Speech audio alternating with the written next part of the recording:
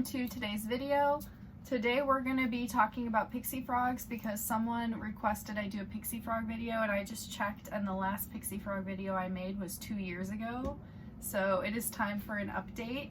So today we're going to be talking about pixie frogs and their challenges. My opinion is that they are probably the most challenging frog that you could possibly keep. I'm sure other people will disagree and think that there's some type of tree frog that has all of these crazy requirements and they might think that that might be more difficult, but I think that pixie frogs are very challenging and they're very common. So I think it's important to talk about these challenges just to be aware of what you're going to get yourself into before buying one of these. So the very first challenge is probably one of the most obvious if you know what a pixie frog is, and that is their size. So if you're seeing this frog like me, the first time that I ever saw one I think was at a reptile show, and it was a tiny baby, and the babies are like this big. They're so small. I still have some baby videos of Janemba that I'll show you guys, but he was absolutely tiny. So it's very easy to go to a reptile show and see a tiny little frog and think that it's not going to get ginormous one day, but pixie frogs will get very, very large. So it is definitely a challenge to take care of such a large frog because of that largeness, they're going to be eating a lot of food, and it's going to cost a lot just to feed these guys and then also to house them. So if you are starting off with a baby, you can start with a smaller enclosure, but over time you are definitely going to have to upgrade. I think that the minimum, the last time I checked for pixie frogs, was a 40-gallon enclosure. And I feel like that's still small, especially for pixie frogs, because they need a swimming area and a land area. So if I were to come up with a requirement, I would say at least a 4x2 enclosure, which may sound drastic to a lot of you, but I think that it is absolutely what is needed for this type of frog with the size that they get. So I don't have the actual size. I'll look it up because I don't know the size that they get off the top of my head. I'm sure that it's different for males and females as well. But when you're holding them, it requires 2 hands. I say that he's similar to like holding a cheeseburger. They're just very, very large. Their size is absolutely a challenge for a lot of people, especially if you aren't aware of how big they're going to get and all of the requirements that they're going to need down the line. So definitely something to be aware of to make sure before you get a pixie frog that it is a pixie frog and the size that it will get to before purchasing it. Number 2, probably the most challenging in my opinion, is that they require a water area. So pixie frogs in the wild, you will see them swimming and going in the water area quite frequently. These frogs are not, people mix them up with Pac-Man frogs because Pac-Man frogs also can get pretty large. However, Pac-Man frogs are not swimmers at all. You can get away with like a tiny little water bowl for them. But pixie frogs are very different. They do need an aquatic area because they are swimmers. So because of this, they're also going to require a filter because these frogs are very, very dirty. So keeping and doing the maintenance of a water area is probably the most troublesome in my opinion, especially with me keeping a turtle. I just think that dealing with water at all with any reptile or amphibian is the most challenging thing, especially when you have to clean it out because it becomes a lot of work.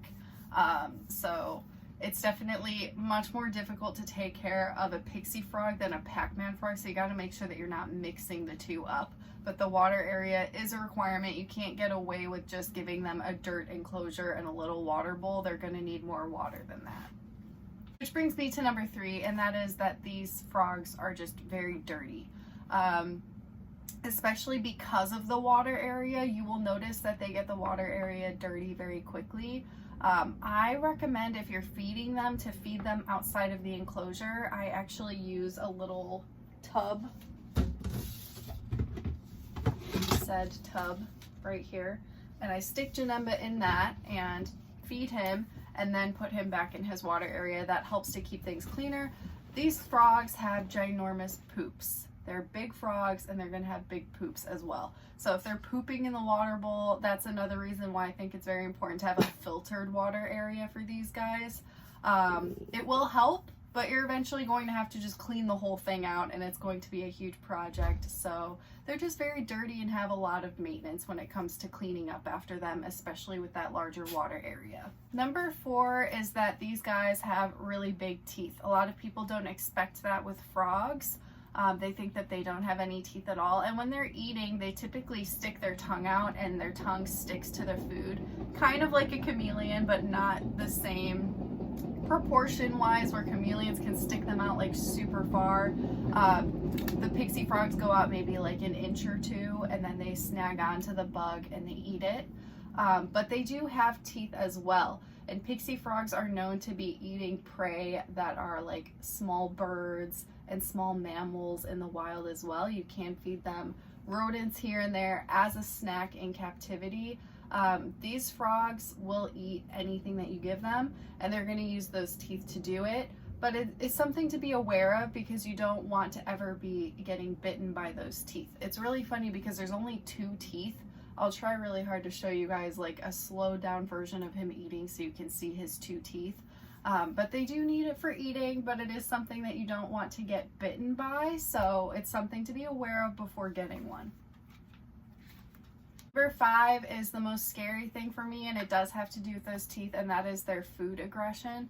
So pixie frogs are typically going to want food 24/7. If you give them food, they're going to eat it. I don't think I've ever seen Janemba turn down a meal. They love their food.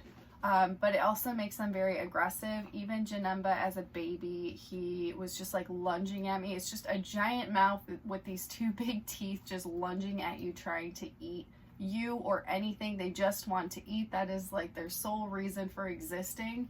So you have to be aware of that. It scares the crap out of me. He always gives me heart attacks because he's lunging at me. Sometimes he does backflips in his water bowl when he's trying to get his food. Like, they can be very, very, very food aggressive. So it's not something that would be good for someone that's scared of like fast movements like me, because I don't like that at all. It stresses me out. Or for like, say, a little kid who's trying to become acquainted with reptiles and amphibians, and you think that this big cute frog will be great. You have to be aware of that food aggression, because you don't want to traumatize your child by giving them a pixie frog, and then the pixie frog is coming at them with those big teeth. So just something to be aware of. A lot of people don't mind it. They think it's hilarious. I'm sure like most people would find it funny. Me in particular, I'm always scared. I use the longest tongs I possibly can while feeding Janemba, and I use my little feeding dish for him and just drop food in. And even when I'm dropping food in, sometimes he'll look at me and just jump at me, and I'm just like, ugh.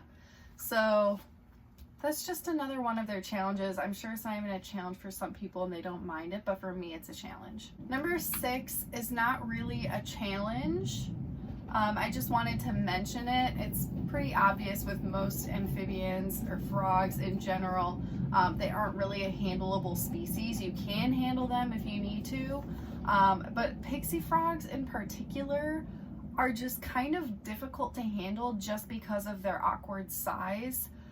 So I mean, it's not something that you're gonna need to be doing anyway. If you do have to take your frog out to feed them or whatever, it's important to be able to handle them.